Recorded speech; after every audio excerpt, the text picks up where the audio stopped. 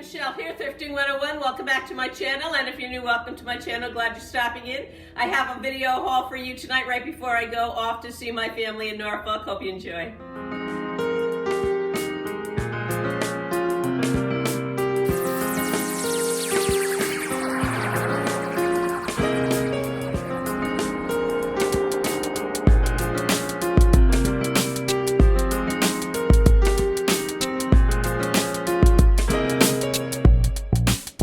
Into the haul, I wanted to give a big thank you and a big shout out to my friend Angie at Don't Pay Retail Thrift. That's the name of her YouTube channel. It's a great channel, and I'll tell you why I'm giving her a big shout out and a thank you, because a video or two back you might have seen that I had picked up this really cute mid-century ornament made in Taiwan.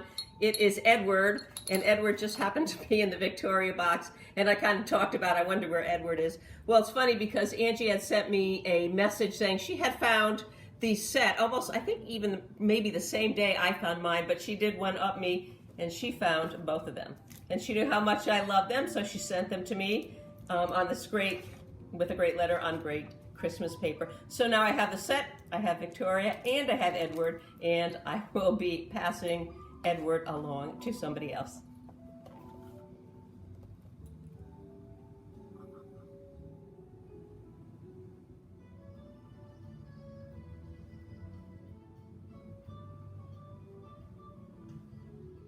I found this at the Goodwill, and it was actually half price. I was very excited to pick it up. I paid $1.50 for it. It's Macbeth Evans, one of my favorite depression wear companies. It's the American Sweetheart line, and it's in the white Monix. This is what they called their white color, Monix. It dates between 1930 and 1936. It was named America's Sweetheart for the sweetheart of the day, Mary Pickford. And the American Sweetheart line also came in a bunch of different colors. It came in, let's see, it came in pink, it came in clear, it came in blue, cobalt blue with a blue trim or silver trim. It came in a red glass. It came in the Creamex line, which is beige. And it also had a gold and red trim Monix. And I'm not even sure. I have to clean this up. I haven't even had a lot of time to clean this piece up. It's kind of dirty. That might even be gold trim right there. I will let you know. Picked this up at the Salvation Army. It was marked 99 cents, and I don't think I paid 99 cents for it. It was either half price or 25% off, but I would have paid the full 99 cents for it. I pick up Fiesta wear whenever I find it. I cleaned it up a little bit. It's got a few marks on the inside, but it was pretty filthy when I picked it up. The color's called Rose, and they produced the rose color between 1986 and 2005. And that back stamp you saw right there, they started using back in 1986. And Fiesta Wear was designed way back in 1936 by Frederick Reed. And Fiesta Wear, if you don't know, and I'm sure you do, is among the most collected china in the entire world. And they discontinued the Fiesta Wear line in 1973 and reissued it again back in 1986. That was the back stamp you saw there, to mark the 50th anniversary of Fiesta Wear. New colors have been added, but all these shapes were cast from all the original molds. And if you didn't know, all Fiesta Wear is lead-free. Don't know what I'm going to be asking for this piece. Like, I don't know what I'm going to be asking for any of them yet.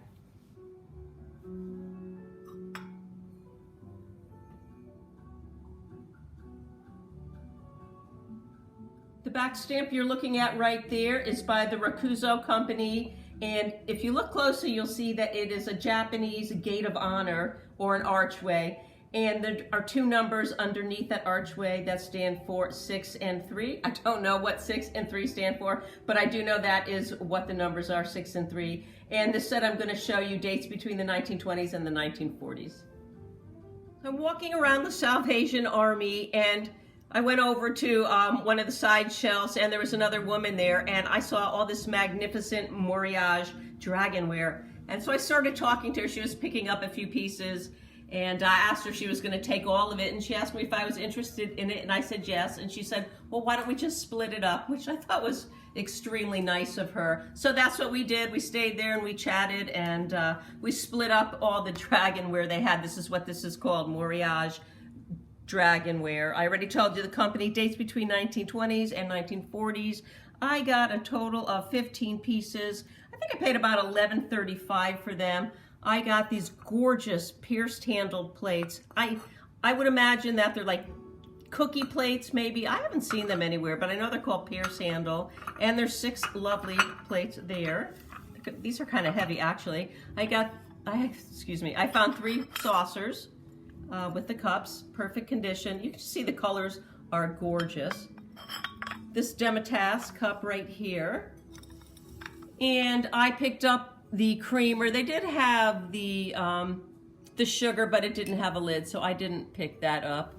It's just gorgeous. And I was going to tell you a little bit about Moriage and Dragonware. And Moriage is a special type of raised decoration, as you can see right here. It's a gorgeous raised decoration. And it usually was applied by squeezing clay from a tube, kind of like putting frosting on a cake. That was kind of application that they used to produce that. This is called Dragonware. Made a lot of Dragonware. Lots and lots of different companies made Dragonware. And the story has it that dragons originated in Japan, where these were made. And they started off, the dragons did, with only 3 toes. And as they kept moving farther north, they kept acquiring another toe until they finally had 5. Thought that was kind of a fun story. And dragons are said to control rain, fire, and the earth. And there are 2 types of dragons. 1 found in the sky or clouds, and 2 found in rain or bodies of water. And by looking at this, I would say these are sky dragons, possibly. Beautiful set. I'm not sure if I'm going to sell the plates separate from the cups, but chances are I'll probably try and sell it off as a lot.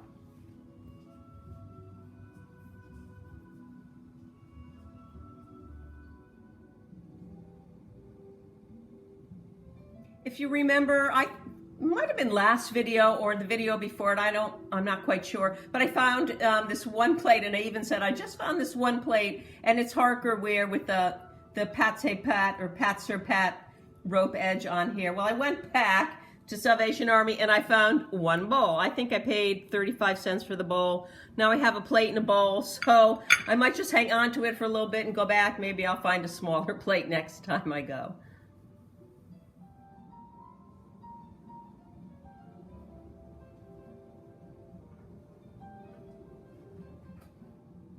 I picked these up, this set of mugs up at the Salvation Army, and I had passed on them for a while. They went half price, so I brought them home, and I'm glad I did. You can see under here, it's Louisville stoneware. I had never heard of Louisville stoneware. Louisville stoneware out of Kentucky.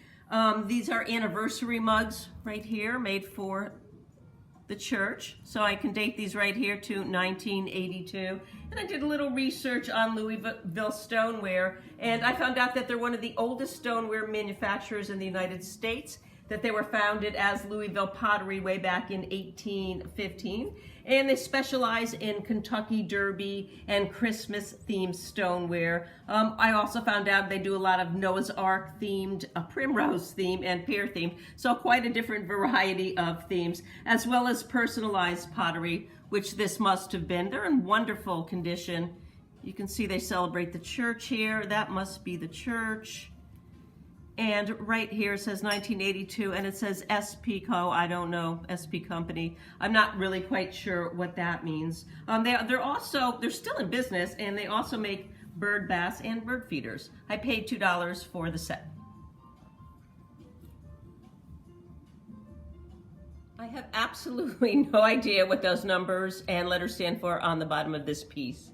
Okay, so I was super excited when I found this at the Goodwill. I paid $3.99 for it, which is kind of a lot of money, but look at it. It is in really nice shape. It is vintage Japan. I have been looking forever and forever for one of these Christmas Santa face eggnog pitchers, because that's what it is, an eggnog pitcher. I will probably keep it. It's called a winking eye Santa. I've seen a few different designs. I haven't quite seen this one, but now I'm certainly going to be on the lookout for the punch cups that go with it. I have a new obsession.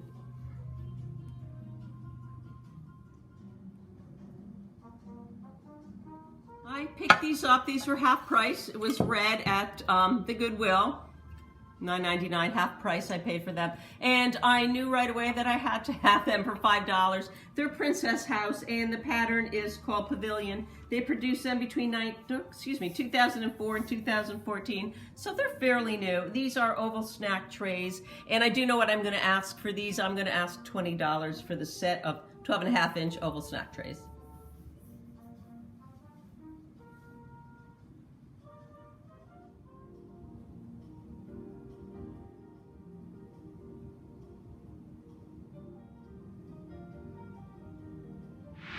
I found this on the shelves at Salvation Army. Needs a little cleaning up here, but all the graphics are really great. It's Enjoy Coca-Cola. It's a limited edition Holly Hobby. I think it dates to 1986. I'm going to have to do some more research on it. And I should know that by heart because I pick them up a lot. And the reason I picked it up is because I always sell them. I sell them for at least $5. This one, I think, if I can get it all cleaned up well, should go for about that also. It did not have a sticker on it. They charged me 25 cents at the desk. And it was funny because the night before I picked this up, we were watching a documentary called Cola Wars, which I found fascinating. It was about the Cola Wars between Pepsi and Coke. And it went back a bit. It was very vintage. Anyway, I'm just kind of curious. Let me know if you're a Coke or Pepsi fan. Kind of be fun to see out there. I'm not much of a soda drinker, but I will say that I am a Coke fan. I paid $1.75 for this pretty little lady. She is a Belle, and she has part of her Japan sticker on there. She's in really nice condition with her spaghetti string trim right here. And by looking at her face, which is in wonderful condition, I would say she dates back to the 1950s, and she's going in my collection.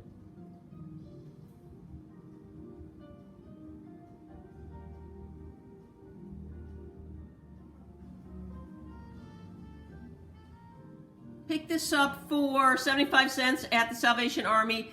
It's in wonderful condition. It's very heavy and it's very large, so I was a little hesitant to pick it up for resale, but I did anyways. It's a 12-inch serving bowl. It's made by Royal China by Jeanette, and Royal China was out of Sebring, Ohio. They were sold to the Jeanette Company in 1969. Then Royal Jeanette was purchased actually by Coca-Cola and sold off then to a Boston investor group and ceased operation totally in 1986. So I know this piece is no older than 1986. Doesn't really have a name. It has a pattern number. It's RYL82. And like I said, it's a 12-inch, very heavy serving bowl in wonderful condition.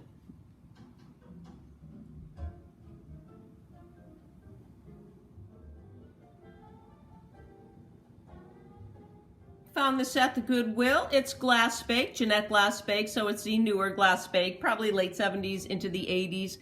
This is in perfect condition, milk glass mug. You can see it's got an adorable kitty right there with magnificent glowing green eyes. Graphics are great on that side, and the graphics are great on this side also. I think I have to do a little more research. I haven't been doing all that much research lately. This week I've been kind of busy, but I think they go for about $8 to $10. See, some of the back stamp label is there. It's Nobler, and I do believe it says Japan underneath it. Paid 75 cents at the Salvation Army for this adorable ceramic cat planter. I think it predates 1960s because back in the 1940s, Alfred Nobler, who was about 35 years old at the time, he was a giftware salesman. He started his own import-export wholesale giftware company out of Japan, obviously called Nobler. And in the 1960s, he also started importing from Hong Kong, Taiwan, Korea, the Philippines, and China. This one saying that it is from Japan makes me think that it probably dates to the 1960s or pre-1960s.